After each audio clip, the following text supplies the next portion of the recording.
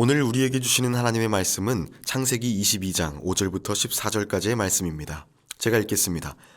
이에 아브라함이 종들에게 이르되 너희는 나귀와 함께 여기서 기다리라. 내가 아이와 함께 저기 가서 예배하고 우리가 너희에게로 돌아오리라 하고, 아브라함이 이에 번제나무를 가져다가 그의 아들 이삭에게 지우고 자기는 불과 칼을 손에 들고 두 사람이 동행하더니, 이삭이 그 아버지 아브라함에게 말하여 이르되 내 아버지여 하니, 그가 이르되 내 아들아 내가 여기 있노라. 이삭이 이르되 불과 나무는 있거니와 번제할 어린 양은 어디 있나이까. 아브라함이 이르되 내 아들아 번제할 어린 양은 하나님이 자기를 위하여 친히 준비하시리라 하고, 두 사람이 함께 나아가서 하나님이 그에게 일러주신 곳에 이른지라. 이에 아브라함이 그곳에 제단을 쌓고 나무를 벌려놓고 그의 아들 이삭을 결박하여 제단 나무 위에 놓고 손을 내밀어 칼을 잡고 그 아들을 잡으려 하니, 여호와의 사자가 하늘에서부터 그를 불러 이르시되 아브라함아 아브라함아 하시는지라. 아브라함이 이르되 내가 여기 있나이다 하매, 사자가 이르시되 그 아이에게 내 손을 대지 말라. 그에게 아무 일도 하지 말라. 내가 내 아들 내 독자까지도 내게 아끼지 아니하였으니 내가 이제서야 내가 하나님을 경외하는 줄을 아노라. 아브라함이 눈을 들어 살펴본즉 한 순양이 뒤에 있는데 뿔이 수풀에 걸려 있는지라. 아브라함이 가서 그 순양을 가져다가 아들을 대신하여 번제로 드렸더라. 아브라함이 그 땅 이름을 여호와 이레라고 하였으므로 오늘날까지 사람들이 이르기를 여호와의 산에서 준비되리라 하더라. 이 말씀을 가지고 순종이 모인 자리에 라는 제목으로 말씀을 나누겠습니다. 여러분, 이번에 우리 교회에서 만들어 나누었던 톨레렉의 말씀 읽기표 잘 사용하고 계시죠? 이 표가 정말 좋습니다. 구약과 신약 1189장의 말씀을 365일 매일 주제 단위로 읽고 묵상하며 체크할 수 있게 되어 있습니다. 우리 청년들, 민경자매, 지은자매, 혁준 형제는 이 톨레렉의 말씀 읽기표로 서로 응원하면서 말씀 읽고 또 필사하고 있다고 들었습니다. 아주 바람직합니다. 저도 응원하고요. 통독하면서 궁금한 게 생기면 언제든 찾아와 주십시오. 음성 파일로 듣고 계신 분들도 코로나 시국이 끝나면 교회에 나오셔서 이 톨레렉의 말씀 읽기표 꼭 하나씩 가져가시길 바랍니다. 함께 했으면 좋겠어요. 저도 올해 새롭게 또 통독을 시작했죠. 1월 1일부터. 그 통독의 시작, 역시 창세기겠죠.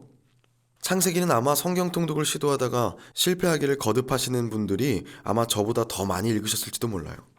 연초에 창세기 말씀 읽으면서 노트에 적어 놓았던 것을 어제 밤에 보다가 그 부분을 조금 더 깊이 묵상하고 여러분과 나누기 위해서 이 새벽 설교를 준비했습니다. 저는 이 창세기 말씀을 읽으면서 성경이 마치 TV 방송처럼 생생하게 중계하고 또 보도하고 있는 여러 가지 사건들을 다시 만나게 됐습니다. 아담, 노아, 아브라함, 이삭, 야곱, 또 누구 있죠? 요셉, 이런 믿음의 선배들의 이야기. 그런데 그들의 이야기를 천천히 되새기고 문맥을 다시 살펴보고 조금 더 넓게, 조금 더 깊이 그야말로 이제 연구를 하다 보니까요, 새로운 것들이 보이기 시작하더라고요. 그것들을 여러분들과 우리 성도님들과 나누고 싶다는 생각이 들었습니다. 그 첫 번째 순서로 오늘은 아브라함과 이삭의 이야기를 나누고 싶습니다. 하나님의 명령, 너의 아들을 바쳐라. 그리고 그 명령에 순종하는 아브람, 이거 너무 익숙한 이야기예요. 그러나 찬찬히 읽어보면요, 그 안에 재미있는 장면들이 군데군데 숨겨져 있습니다. 오늘 본문에서 아브라함은요, 이삭과 함께 이제 산에 오를 준비를 합니다. 22장 5절에 아브라함은 종들에게 우리가 가서 예배하고 오겠다고 하죠. 그런데 여기 조금 이상한 것이 있습니다. 오늘 본문 5절 보시면요, 이에 아브라함이 종들에게 이르되 너희는 나귀와 함께 여기서 기다리라. 내가 아이와 함께 저기 가서 예배하고 우리가 너희에게로 돌아오리라 하고, 모두를 기다리게 하고서 이삭과 단둘이 다녀오겠다는 아브라함입니다. 그런데 그는 가서 예배하고 우리가 너희에게 돌아오리라 라고 말합니다. 주어가 이상하죠. 우리가 너희에게, 우리가.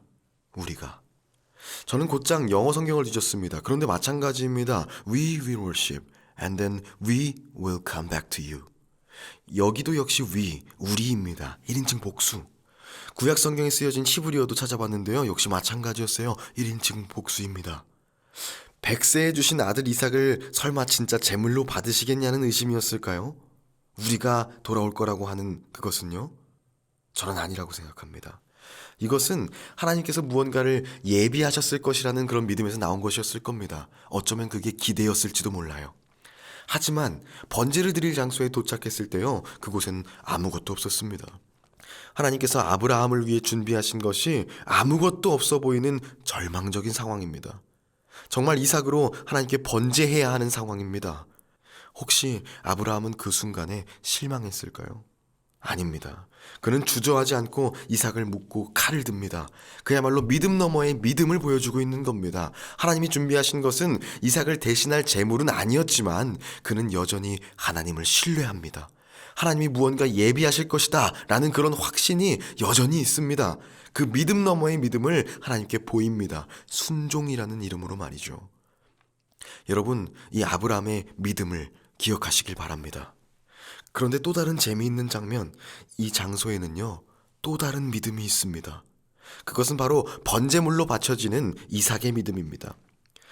이 익숙한 이야기를 우리가 떠올릴 때 여러분은 이삭의 이미지를 어떻게 그리시나요? 아주 어린아이, 초등학생쯤 되었을 것 같은 아이의 이미지를 떠올리지 않으시나요? 저는 그랬던 것 같아요. 그래야 멋모르고 따라 올라가서 번제단에 묶일 테니까요. 그런데 일단 이삭은 절대 초등학생은 아닐 겁니다. 이삭은 아브라함을 따라서 빈손으로 쫄래쫄래 모리아산을 등산한 게 아닙니다.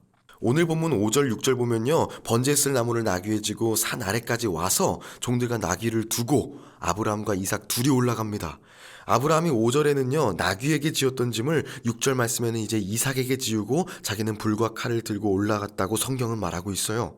나귀가 지고 있던 그 짐들을요 어린아이가 다 지고 오를 수는 없습니다. 천하장사 강호동 씨의 유년 시절에도 아마 그건 어려웠을 거예요. 그래서인지 대체로 교회 학교에서는 이삭이 바쳐질 때의 나이를 17살에서 19살 정도로 말합니다. 그럼 과연 이삭의 나이는 정말 몇 살이었을까요? 이삭은요 아브라함이 100세 때 얻은 아이입니다. 그리고 그때 사라는 90세였어요. 그리고 이 22장의 번제 사건 이후에 바로 이어지는 23장의 이야기는 사라의 죽음 이야기입니다. 사라가 127세를 살았다고 했으니까 90세에 이삭을 낳고 127세에 죽었으니 이삭의 추정할 수 있는 나이의 맥시멈이 37세의 장년으로 상승해버립니다. 그러니까 번제단의 짐을 질 수 있을 것 같은 나이, 한 중학생 이상부터 37세의 장년까지를 한번 생각해 볼 수 있는 거예요. 자, 그럼 이제 생각해 봅시다. 이미 100세가 넘은 아브라함입니다. 이삭이 만약 17이었다면 117세, 37이었다면 137세입니다. 구절을 보면 그런 할아버지 아브라함이 젊고 힘이 좋은 아들을 결박해서 제단 나무 위에 묶고 있는 장면이 나옵니다. 이삭은 저항할 수 없었을까요? 여러분, 고등학생이 117세의 노인을 힘으로 못 이길까요? 남성의 근력이 최대 전성기에 이르는 때가 30대예요. 이제 마음부터 꺾이지만 그때가 피크입니다. 그런 이삭이 137세의 노인에게 저항하지 못할까요? 잘 생각해 보세요. 저항 수준이 아니라 오히려 제압도 가능했을 겁니다. 그런데 이삭은 그것에 순종한 것입니다. 제가 이렇게 노트에 정리하다 보니까요 9절 말씀의 장면이 좀 새롭게 재구성되어 보이더라고요. 아브라함이 그곳에 제단을 쌓고 나무를 버려놓고 그의 아들 이삭을 결박하여 나무 위에 놓고, 저는 이 장면을 가만히 상상해 봤습니다. 아마 이삭은 눈을 지그시 감고 있었을 겁니다. 아버지의 떨리는 손이 자신의 두 손을 찬찬히 묶습니다. 그렇게 자신의 몸을 아버지께 맡기고 다 묶였을 때 그는 자신의 발로 나무 위로 올라갔을 거예요. 100세의 노인이 그를 나무단 위에 번쩍 들어 올려놓을 수는 없었을 테니까. 그리고 이삭은 그 나무 위에서 기도하지 않았을까요? 여호와 하나님, 제가 필요하시다면 뜻대로 하십시오. 이렇게 말이죠. 마치 예수님께서 십자가에 오르시기 전에 겟세마네 동산에서 그렇게 하셨던 것처럼 말입니다. 아브라함과 마찬가지로 이삭의 그 믿음 너머의 믿음이 보이는 순간이에요. 그 믿음이 순종이란 이름의 옷을 입는 순간입니다. 그런데 그 산 정상이 이 두 사람의 순종으로 가득 채워졌을 때 놀라운 역사가 일어납니다. 하나님의 일하심이죠. 하나님은 둘을 멈추시고 미리 준비되어 있던 번제물 순양을 보이십니다. 준비하시는 하나님 여호와 이레, 그 은혜가 그들에게 주어집니다. 믿음의 순종이 모인 자리에 은혜의 역사가 임하는 것입니다. 이 얼마나 아름다운 하나님의 일하심입니까? 이 얼마나 아름다운 하나님의 섭리입니까? 여러분, 오늘 우리의 하루도 그런 믿음의 하루, 순종의 하루가 되길 소망합니다. 하나님은 이 세상 끝까지 그분이 만드신 이 피조 세계 위에 필요한 모든 것을 공급하시며 섭리로 일하시는 분이에요. 오늘 우리에게 주어지는 것들에 일희일비하지 마시고 울고 웃지 마시고 지극한 사랑으로 돌보시는 하나님을 굳게 믿고 우리를 위해 준비하시는 모든 것을 하나님의 방법으로 받아서 은혜로 누리는 우리가 되길 소망합니다. 여러분, 하나님께서는요, 우리에게 책임 있는 삶을 요구하십니다. 우리에게 주어진 하루를 값있게 그리고 정성껏 살아내기를 바라십니다. 그리스도인의 아름다운 향기를 내면서 하나님의 자녀됨을 증명하기를 원하십니다. 그 마음에 순종하며 오늘 하루도 크리스찬으로 하나님의 사람으로서 삶으로 증명해내시기를, 그렇게 살아내시기를 소망합니다. 오늘 하루 아브라함과 같이 하나님을 기대하고 이삭과 같이 하나님을 신뢰하는 그 순간순간의 순종이 모인 자리 가운데에 여호와 이레의 임재를 경험하는 저와 여러분이 되기를 축복합니다. 기도하겠습니다.